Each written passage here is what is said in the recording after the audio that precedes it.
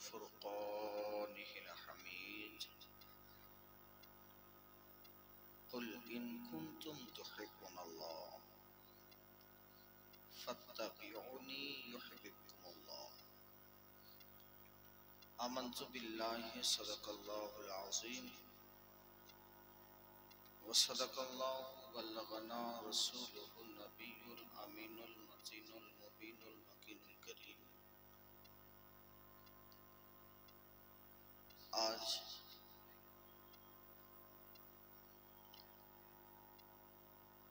खत्मे बुखारी অনুষ্ঠান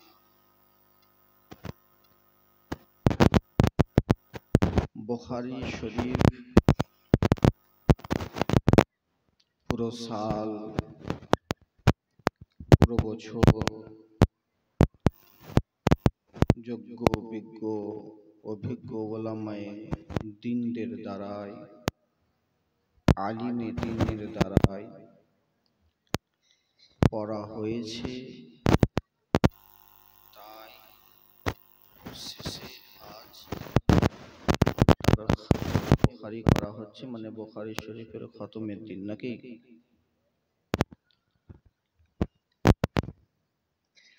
পৃথিবীর মাঝে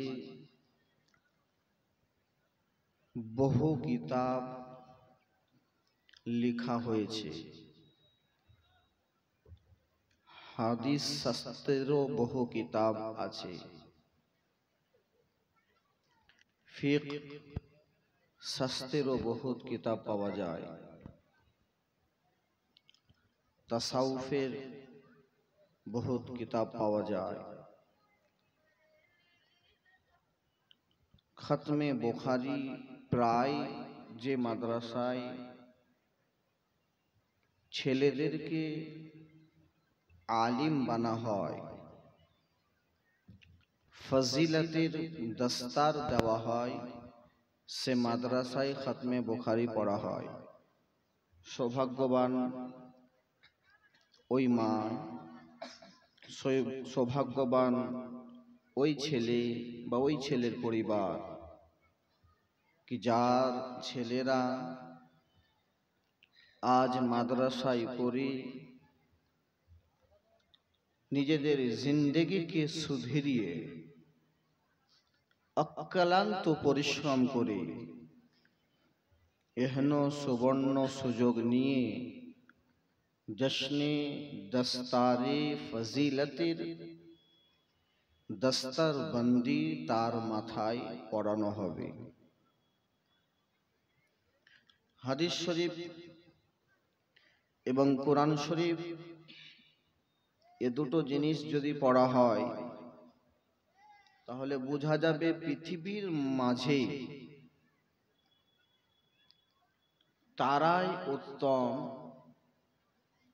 খায়রুকুম মান তাআল্লামাল কুরআন ওয়া আল্লামাহু, তোমাদের মধ্যে সবচাইতে ভালো, খায়রুকুম বেটার দেন এভরি পিপল, সব মানুষের চাইতে উত্তম কে মান তাআল্লামাল কুরআন ওয়া আল্লামাহু, যারা কোরআন শিখলো এবং অপরকে কোরআনের শিক্ষা দিল। আজ আমাদের সামনে যে কিতাব রাখা হয়েছে সে কিতাব বুখারী শরীফ। এ কিতাব লিখেছেন যিনি, তিনার নাম মুহাম্মদ বিন ইসমাইল বিন ইব্রাহিম। ইনার আসল নাম হচ্ছে মুহাম্মদ। কি নাম? মুহাম্মদ। ইনি জন্মগ্রহণ করেন উজবেকিস্তানের একটা শহর বোখারা নামক জায়গায়। জন্ম যেদিন হয় 13ই শাওয়াল 194 হিজরিতে। কত? 194 হিজরিতে জুমার দিনে, শুক্রবার দিন, হযরত ইমাম বুখারী রাদিয়াল্লাহু তাআলা আনহুর জন্ম শুক্রবার দিন, মানে জুমার দিনে 13 শাওয়াল 194 হিজরিতে উনি দুনিয়ার ধরতিতে এসেছেন। মোট দুনিয়ায় উনি বসবাস করেছেন, মোট দুনিয়াতে চলাফেরা করেছেন, দ্বীনি খিদমত করেছেন, অর্থাৎ জন্ম থেকে শেষ অবধি উনি দুনিয়ায় 62 বছর বেঁচে ছিলেন।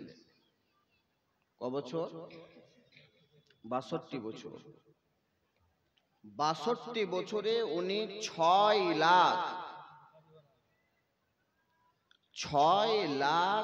হাদিস উনি মুখস্থ রেখেছিলেন, এবং রাবীদের ইন্তেকাল কোথায় হয়েছে, কবে হয়েছে, এটাও সুদ্ধা মুখস্থ রেখেছিলেন।